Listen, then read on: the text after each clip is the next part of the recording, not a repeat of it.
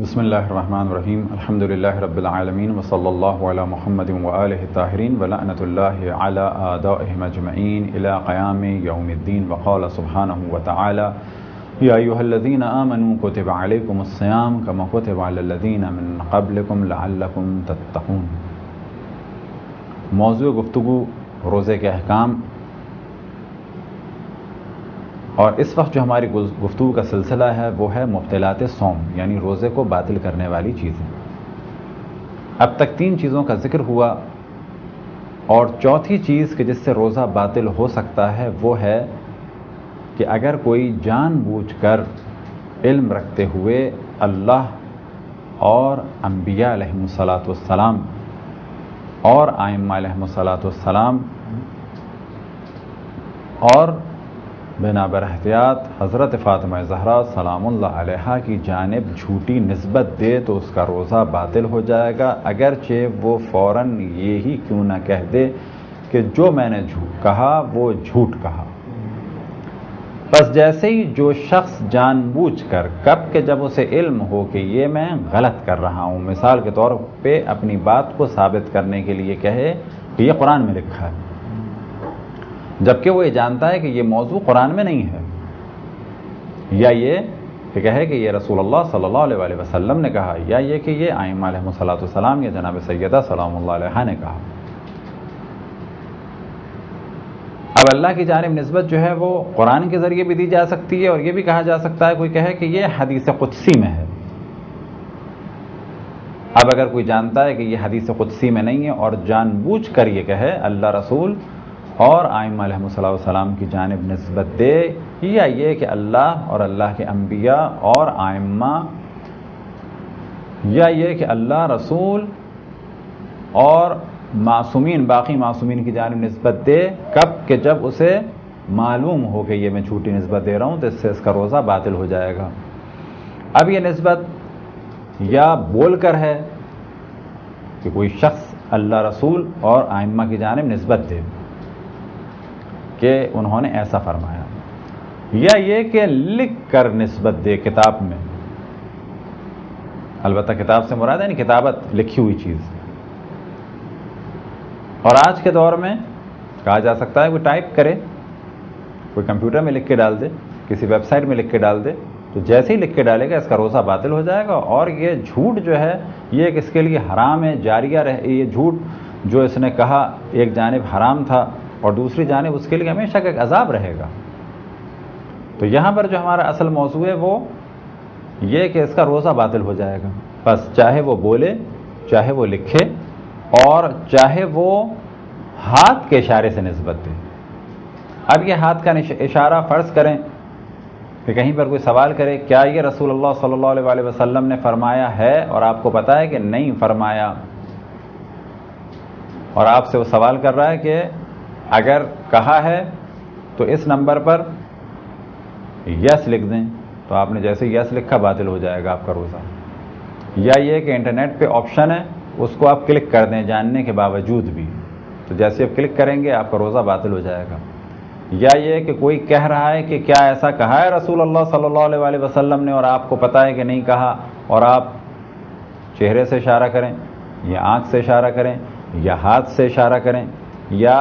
ایک tick mark لگا دیں، کسی بھی طریقے سے اللہ، انبیاء اور باقی معصومین کی جانب نسبت دی جائے جھوٹی تو روزہ باطل ہو جائے گا، چاہے فوراً توبہ کر لے اور استغفار کر لے، روزہ باطل ہو جائے گا۔ تو یہ تو ہو گیا پہلا مرحلہ۔ آیا ضروری ہے کہ جو نسبت دی جائے اس کا یقین ہو؟ کتابوں میں ہزاروں روایات ہیں، کیا پہلے ہم تحقیق کریں؟ تو یہاں پر جواب یہ ہے کہ جس کتاب میں لکھا ہے اس کی نسبت دے دیں۔ مثال کے طور پہ ہر آدمی ہر کتاب کے بارے میں اور ہر روایت کے بارے میں اور ہر راوی کے بارے میں تحقیق نہیں کر سکتا، تو کیا کہے وہ کہے کہ فلانی کتاب میں لکھا ہے کہ امام جعفر صادق علیہ الصلوۃ والسلام نے یہ فرمایا، یا یہ کہے کہ یہ قول منسوب ہے اور اس کا ذکر ہے فلانی کتاب میں۔ اب اگر کوئی ایسا کہتا ہے تو یہ کوئی حرج نہیں، کیونکہ ہر روایت کے بارے میں جب بھی انسان گفتگو کرے تو اس کی تحقیق کر چکا ہو تو ہزاروں لاکھوں روایتوں کے بارے میں تحقیق نہیں ہو سکتی۔ اگر کوئی شخص اپنے عقیدے کے مطابق، عقیدے سے کیا مراد، یعنی اس سے یہ علم تھا کہ یہ بات قرآن میں ہے یا یہ کہ اللہ سبحانہ و تعالیٰ نے کہی ہے، یا قرآن میں یا حدیث قدسی میں، البتہ حدیث کی نسبت نبی سے بھی دی جا سکتی ہے اور معصوم سے باقی، اور اللہ سے بھی، کیونکہ حدیث قدسی کیا ہے کہ فرض کریں کسی روایت میں ہے کہ اللہ سبحانہ و تعالیٰ یہ ارشاد فرماتا ہے، اب یہ جملہ کہاں ہے؟ قرآن میں نہیں ہے، یہ جملہ کہاں ہے؟ روایت میں ہے۔ اب اسے کہا جائے گا یہ روایت ہے، کس سے نقل ہوئی؟ فرض کریں رسول اللہ صلی اللہ علیہ وسلم سے، لیکن اس جملے کے بارے میں کہ اللہ سبحانہ و تعالیٰ نے ارشاد فرمایا، تو جو کچھ فرمایا ہے اسے کہا جائے گا کہ یہ حدیث قدسی ہے۔ تو اب اگر کسی نے اپنے علم کے اور یقین کے ساتھ ساتھ یہ کہا کہ اللہ سبحانہ و تعالیٰ نے ارشاد فرمایا، یا یہ کہ رسول اللہ صلی اللہ علیہ وسلم نے یہ ارشاد فرمایا، یا یہ کہ ائمہ کی جانب نسبت دے، اور بعد میں اسے معلوم ہو کہ یہ غلط تھا، تو اب اس پر روزے کے اعتبار سے تو کچھ نہیں ہے، کیونکہ اس کا روزہ باطل نہیں ہے، کیونکہ اسے یقین تھا کہ ایسا ہے، لیکن بعد میں پتہ چلا کہ نہیں، یہ جو روایت میں نے سمجھی تھی ایسے نہیں بلکہ ایسے تھی، میں یہ سمجھ رہا تھا کہ یہاں پر کہا ہے کہ ایسا کرو، لیکن روایت میں لکھا تھا ایسا نہ کرو، میں غلط سمجھا، تو اس کا روزہ تو باطل نہیں ہے، کیونکہ اس نے علم رکھنے کے بعد اپنے ارادے اختیار سے جھوٹ نہیں بولا، بلکہ اسے علم تھا کہ یہ روایت اس طریقے سے، بعد میں پتہ چلا کہ اس طریقے سے نہیں ہے، دوسرے طریقے سے۔ ہاں، ایک اس کی ذمہ داری ہے کہ اب اس کو کلیئر کرے کہ جہاں پر بیان کیا تھا، اگر بیان کر سکتا ہے، کلیئر کر سکتا ہے کہ یہ جو میں نے کہا تھا یہ صحیح نہیں ہے، صحیح روایت یہ ہے۔ اب یہ بات اس نے کسی ایسی جگہ پر کہی کہ دوبارہ وہاں جا کر کہہ سکتا ہے، تو اس پہ لازم ہے جا کر کہے، اور اگر کسی بس میں تھا، ٹرین میں تھا، کسی سے کہا کہ جی ایک روایت ہے اور اس میں یہ نقل ہوا ہے، اور 2 سال بعد اسے پتہ چلا کہ نہیں، وہ جو میں نے روایت بتائی تھی وہ غلط تھی، ایسے نہیں ایسے تھی، تو اب اس پر لازم نہیں ہے کہ اشتہار دے اور بتائے کہ میں 2 سال پہلے فلانی ٹرین میں بیٹھا تھا اور کراچی سے وہاں کا سفر تھا، یا یہ کہ انڈیا میں یہاں سے وہاں کا سفر تھا، یا یورپ سے امریکہ جاتے میں فلانے جہاز میں بیٹھا تھا، تو میں یہ اطلاع دینا چاہتا ہوں کہ روایت غلط ہے، کہ اس پر واجب نہیں ہے۔ اب یہاں پر ایک دوسری طریقے سے سوال کیا جائے کہ اگر کوئی شخص، یہاں پر کیا تھا کہ ہم جانتے ہیں کہ یہ قول اللہ کا ہے اور ہم نے بیان کیا، بعد میں پتہ چلا کہ یہ قول اللہ کا نہیں ہے، تو روزہ باطل نہیں۔ اب سوال یہ پیدا ہوتا ہے کہ اگر کوئی شخص جانتے ہوئے کہ یہ اللہ یا رسول کا قول نہیں ہے، فرض کریں وہ اپنے پاس سے جھوٹ بول رہا ہے، اور جھوٹ بول دے، جھوٹی نسبت دے دے، اور بعد میں پتہ چلے کہ بھئی یہ تو واقعی روایت ہے اس موضوع کی، تو کیا اس کا روزہ باطل ہے؟ تو یہاں پر امام خمینی فرماتے ہیں کہ اس کا روزہ باطل نہیں ہے، لیکن آغا خوئی، آغا سیستانی، آغا وحید خراسانی اور دیگر صف اول کے مراجع فرماتے ہیں کہ اس کا روزہ باطل ہے۔ اسی طرح سے آغا گلپائگانی کی بھی یہی رائے تھی کہ اس کا روزہ باطل ہے، اور جب اس نے یہ جھوٹ بولا، باوجود یہ کہ یہ اس کے حساب سے جھوٹ تھا، لیکن یہ جھوٹ نہیں تھا، اس وقت سے لے کے مغرب تک یہ کھائے پیے نہیں، کوئی ایسا کام نہ کرے کہ اس سے روزہ جس سے باطل ہوتا ہو، اور اس دن اپنا پورا روزہ مکمل کرے، اور بعد میں ایک دن کی قضا بھی کرے۔ اگر کوئی اللہ اور رسول اور ائمہ کی جانب جھوٹی نسبت دے اور ہم اسے نقل کریں، البتہ کس اعتبار سے نقل کریں، یہ بھی 2 صورتوں سے ہو سکتا ہے، یا اس طریقے سے نقل کریں کہ اللہ اور رسول اللہ یہ فرماتے ہیں اور ہمیں پتہ ہے کہ یہ جھوٹ ہے، اگر اس طریقے سے نقل کیا ہے تو ہمارا روزہ بھی باطل ہو جائے گا۔ لیکن اگر ہم نے نقل کیا ہے اس طریقے سے کہ دیکھو اس نے جھوٹ بولا اور یہ داستان بنائی، اس نے جھوٹ بولا، اللہ کی جانب یہ نسبت دی، تو اس قول کو نقل کرنے سے روزہ باطل نہیں ہوگا۔ آج ہم نے اللہ، رسول اور ائمہ کی جانب جھوٹ بول دیا، ایک جھوٹی نسبت دے دی،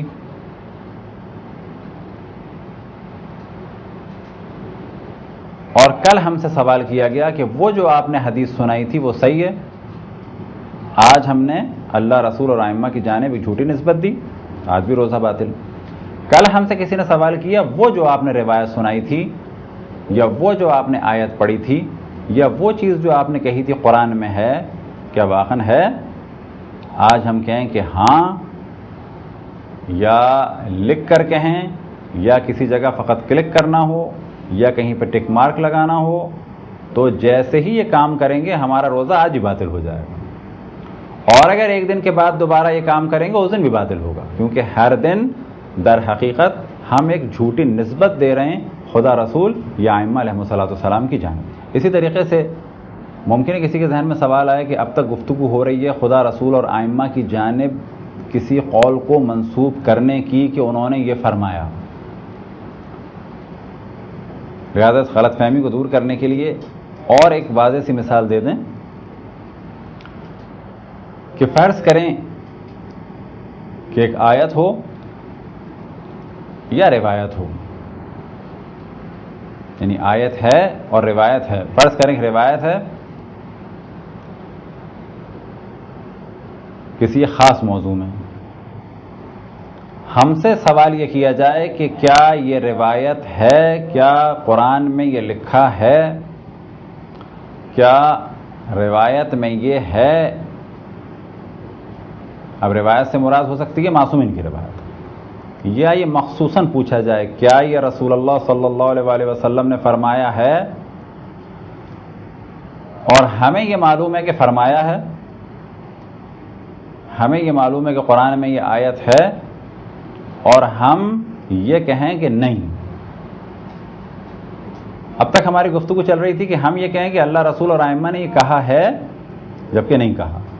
اگر اس کے بالکل برخلاف ہو کہ انہوں نے کہا ہے اور ہم کہیں کہ نہیں کہا، وہاں پر بھی ہم نے جھوٹی نسبت دی کہنے کی، اور یہاں پر ہم نے جھوٹی نسبت دے دی نہ کہنے کی، جبکہ خدا، رسول اور ائمہ نے یہ کہا تھا۔ اب اگر کوئی بھی ایسا کام کرتا ہے علم رکھنے کے بعد تو اس کا روزہ باطل ہو جائے گا۔ اب یہاں پر توجہ دلائیں، خصوصاً بعض ذاکرین کی اور ذاکرات کی، یعنی مردوں کی بھی اور خواتین کی بھی توجہ دلائیں کہ جو مجالس سے خطاب کرتے ہیں کہ ذکر امام حسین علیہ السلام اہم ترین عبادت، جتنا زیادہ اس ذکر کو کیا جائے، جتنا زیادہ اس ذکر کو پھیلایا جائے، جتنی زیادہ عزاداری کی جائے اتنا بہتر ہے، جتنا مال خرچ کیا جائے ذکر امام حسین کو پھیلانے کے لیے اتنا بہتر ہے، کیونکہ اس سے دین کی بقا ہے، اس میں کسی قسم کا کوئی شک نہیں۔ ہر ذاکر اور ذاکرہ کا درجہ اللہ سبحانہ و تعالیٰ کی نگاہ میں بہت بلند ہے، لیکن اس کی ذمہ داری ہے کہ تعلیمات قرآن اور اہل بیت کو بیان کرے، اپنے پاس سے چیزوں کو بیان نہ کرے، دین میں تحریف نہ کرے، دین کا مذاق نہ بنائے۔ اب یہاں پر جو گفتگو تھی یہ تھی کہ اگر کوئی نسبت دے، یا یہ کہ اگر خدا، رسول اور ائمہ نے کہا ہے اور یہ کہے کہ نہیں کہا تو اس کا روزہ باطل ہو جائے گا۔ تو یہ ذہن میں رکھیں کہ روزہ باطل ہو جائے گا ایک موضوع، لیکن یہ کام حرام ہے، یہ خود ایک جھوٹی نسبت ہے، کام حرام ہے۔ اب کوئی غلط نظریہ پھیلائے خدا، رسول اور ائمہ کی جانب نسبت دے کے، تو یہ اس کے لیے ایک ایسا عمل ہے کہ ہمیشہ کے لیے اس کے لیے ایک دروازہ کھل گیا عذاب الہی کا۔ اب یہاں پر توجہ رکھیں، پھر ہم توجہ دلائیں خصوصاً ذاکرین و ذاکرات کی کہ جب وہ مجالس پڑھیں تو اپنے پاس سے خدا، رسول اور ائمہ کی جانب کوئی نسبت نہ دیں۔ اگر کوئی روایت بیان کرنی ہو تو اس طریقے سے کہیں بغیر کسی جھجک کے کہ اس مفہوم کی ایک روایت ہے کہ جس کا خلاصہ یہ ہے، یا اس روایت کا نتیجہ بظاہر یہ نکلتا ہے۔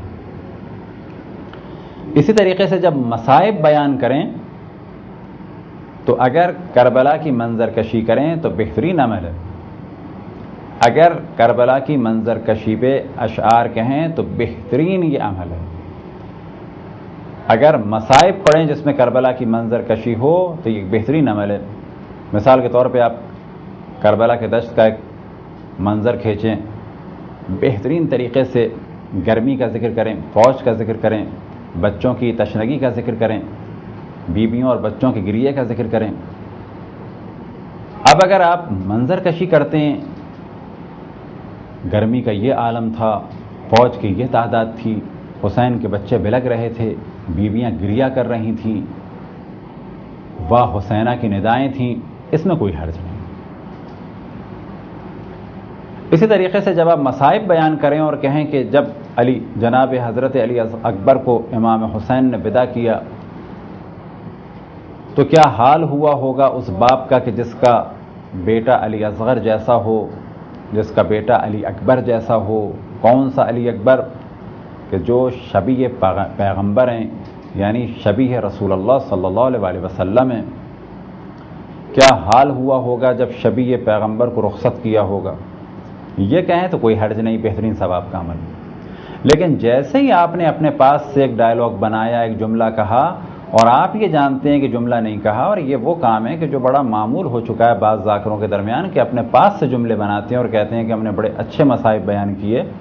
اب فرض کریں کوئی اپنے پاس سے جملہ بنائے اور کہے کہ امام حسین نے جناب علی اکبر سے یہ کہا، اور پھر جناب علی اکبر نے امام حسین سے یہ کہا۔ اگر یہ اس نے کسی کتاب سے نقل کیا ہے تو نسبت دے اس کتاب کی جانب، البتہ اگر یقین ہے کہ وہ کتاب والے نے بھی غلط کہا ہے تو پھر اس طریقے سے نہ بیان کرے کہ یہ صحیح قول ہے۔ کتاب سے نقل صرف اس صورت میں کیا جا سکتا ہے کہ جب آپ کو اس کے صحیح یا غیر صحیح ہونے کا علم نہ ہو اور آپ نسبت دے دیں کتاب کی جانب۔ لیکن آپ کو یقین ہے جاہل قسم کے ذاکر نے اپنے پاس سے بیان کیا ہے تو پھر آپ کس بیس پہ نسبت دیں گے؟ تو اگر اپنے پاس سے آپ نے جملے بنائے کہ جو ایک بہت معمول ہو چکا ہے، بہت رائج ہو چکا ہے، تو یہ کام حرام ہے۔ پھر توجہ رہے کہ ذکر مصیبت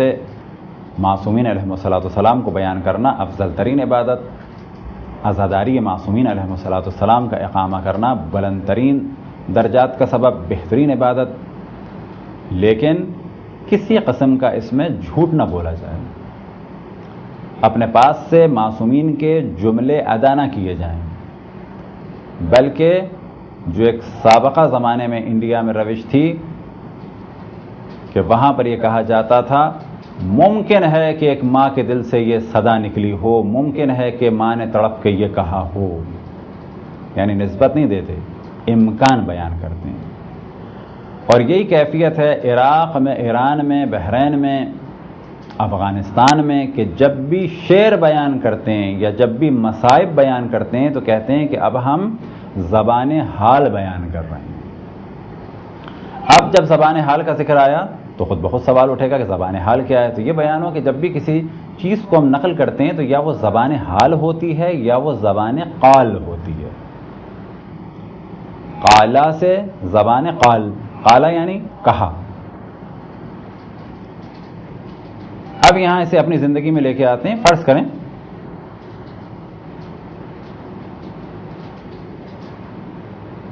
کہ آپ اپنے دوست کو سی آف کرنے کے لیے گئے، اس کی ماں نے اسے گلے لگایا، گریہ کیا اور مختلف جملے کہے۔ اب آپ سے کوئی سوال کرتا ہے کہ ماں نے کیا جملے کہے؟ زبان حال کیا ہوگا یہاں پر؟ زبان حال یہ ہوگا کہ ایک ماں کے دل میں یہ خیال آیا ہوگا، ایک ماں تڑپ کے رہ گئی ہوگی، یہ بیٹا مجھے دوبارہ ملے گا یا نہیں ملے گا، بیٹا اپنا خیال کرنا۔ یہ آپ کہہ سکتے ہیں زبان حال کے طور پر۔ کوئی آپ سے پوچھے ماں نے کیا کہا تو کہا ہوگا یہ کہا ہوگا، اور ماں تڑپ رہی ہوگی، ماں کے دل میں یہ خیال آیا ہوگا کہ یہ مجھے دوبارہ ملے گا کہ نہیں ملے گا، میں اسے دیکھوں گی نہیں دیکھوں گی، میری حالت خراب ہے، یہ دوبارہ پہنچے گا کہ نہیں پہنچے گا۔ اب تم ایسی جگہ جا رہے ہو کہ جہاں پہ تمہارا کوئی خیال کرنے والا نہیں ہے، تمہیں کون کھانا کھلائے گا، تمہیں کون پانی پلائے گا، کون تمہاری خواہشات کو پورا کرے گا؟ تو یہ تو ہو گیا زبان حال۔ اب اگر آپ اسی زبان حال کو یہ کہیں کہ جی ان کی والدہ نے کہا تھا کہ تم جا رہے ہو، تمہیں کون کھانا کھلائے گا، تو یہاں فوراً سوال کیا جائے گا واقعاً ماں نے کہا تھا؟ تو آپ کو جواب دینا پڑے گا نہیں، کہا نہیں تھا۔ تو کہا جب کہا نہیں تھا تو کیوں کہہ رہے ہو یہ جملہ؟ اب یہاں سے خود بخود یہ گفتگو دو حصوں میں تقسیم ہو گئی۔ اگر ماں کی کیفیت کو آپ بیان کر رہے ہیں تو یہ زبان حال بیان کر رہے ہیں کہ ماں کا حال کیا ہوگا، یا عام طور پہ ماں کا کیا حال ہوتا ہے۔ لہذا اب اس بچے کے جانے کے بعد آپ کہہ سکتے ہیں ماں تڑپ گئی ہوگی، ماں بے چین ہوگی، ماں کو نیند نہیں آئی ہوگی، ماں یہ سوچتی ہوگی کہ اس کمرے میں بچہ تھا، آج یہ جگہ خالی ہے، ماں یہ سوچتی ہوگی۔ یہ سب کہنا ہوگا آپ کو، ایسا شاید ہوا ہو یا ہو سکتا ہے، یا ماں کی یہ کیفیت ہوتی ہے اور ماں کے دل میں یہ تمنا ہوتی ہے، ماں کی یہ آرزو ہوتی ہے، یا یہ کہ جوان کی میت پہ ایک ماں کھڑی ہو کے اس کے دل میں آیا ہوگا کہ یہ تمہارے سہرے کی عمر تھی، اس کے دل میں آیا ہوگا اے کاش میں تمہاری نسل دیکھتی، اس کے دل میں آیا ہوگا اے کاش میں تمہاری شادی میں شریک ہوتی. یہ زبان حال ہے. زبان قال کیا ہے؟ کہ جب آپ نسبت دیں. مثال کے طور پہ آپ سے کہ پوچھے اس کی ماں نے کیا کہا تھا، آپ کیوں؟ اس کی ماں نے کہا تھا کہ جاتے ہی مجھے فون کرنا،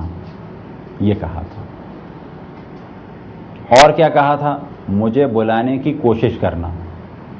اور کیا کہا تھا؟ آپ کے اور میں نے کچھ نہیں سنا. تو ان دو جملوں کے لیے کہا جائے گا یہ زبان قال ہیں، یعنی جو کچھ ماں نے کہا وہ یہ کہا. باقی جو آپ نے کیفیات بیان کی وہ حال بیان کیا کہ ایک ماں اپنے بیٹے کو رخصت کرے تو اس پر کیا کیا کیفیات طاری ہو سکتی ہیں.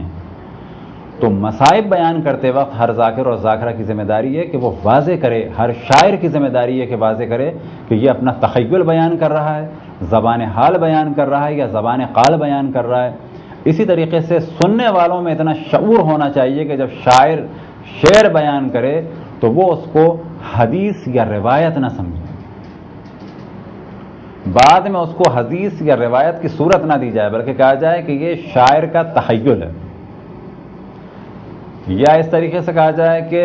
روانگی حضرت علی اکبر علیہ السلام کے وقت کیا کیفیت ہوگی اس ذاکر نے اپنے الفاظ میں بیان کی، لیکن نہ نسبت دے حضرت علی اکبر کی جانب، نہ نسبت دے حضرت ام لیلہ کی جانب، نہ نسبت دے امام حسین کی جانب، بلکہ اس طریقے سے بیان کرے کہ ایک جوان جب جا رہا ہو تو بیٹے پر کیا گزری ہوگی، باپ پر کیا گزری ہوگی، ماں پر کیا گزری ہوگی، جس کا بیٹا رسول اللہ صلی اللہ علیہ وسلم کی شبیہ ہو اس پر کیا گزری ہوگی. تو یہ ایک فرق باقی رہے، اس چیز کی جانب توجہ رہے کہ اگر کوئی علم رکھنے کے بعد اس قسم کے مصائب پڑے، اس قسم کی نسبت دے اللہ رسول اور ائمہ کی جانب، اس کا روزہ باطل ہو جائے گا. اب اگر اس کا روزہ نہیں ہے، وہ عام دنوں میں ہے، تو کہا جائے گا روزہ باطل ہونا ایک الگ موضوع ہے، یہ کام حرام بھی ہے، یہ کام دین میں تحریف کا سبب بنتا ہے. اور ایک حد تک یہ کام ہو گیا ہے کہ بعض دفعہ بعض ذاکرین اور بعض ذاکرات اس کمپٹیشن میں لگتے ہیں کہ دیکھو کون اچھے مصائب بنائے، لیکن جب ان سے پوچھا جائے کہ مصائب کہاں سے پڑھے، یہ قول امام حسین کا کہاں سے لیا، تو بعد میں کہتے ہیں کہ یہ ہم نے بنایا ہے. آپ کو بنانے کا حق نہیں ہے، آپ فقط منظر کشی کر سکتے ہیں یا ایک کیفیت کو بیان کر سکتے ہیں. یہ ایک مختصر سی گفتگو تھی مبطلات صوم میں سے چوتھے نمبر پر، یعنی خدا اور انبیاء اور بعد میں اگلے مرحلے میں ائمہ علیہم السلام اور حضرت فاطمہ زہرا سلام اللہ علیہا کی جانب جھوٹی نسبت دینے سے روزہ باطل ہو جاتا ہے. خداوند تبارک و تعالیٰ سے دعا ہے کہ بحق محمد و آل محمد ہمیں اپنے رسول اپنی حجتوں خصوصاً امام زمان علیہ السلام کی معرفت اور اطاعت کی توفیق عطا فرمائے. وصلی اللہ علی محمد و آلہ الطاہرین.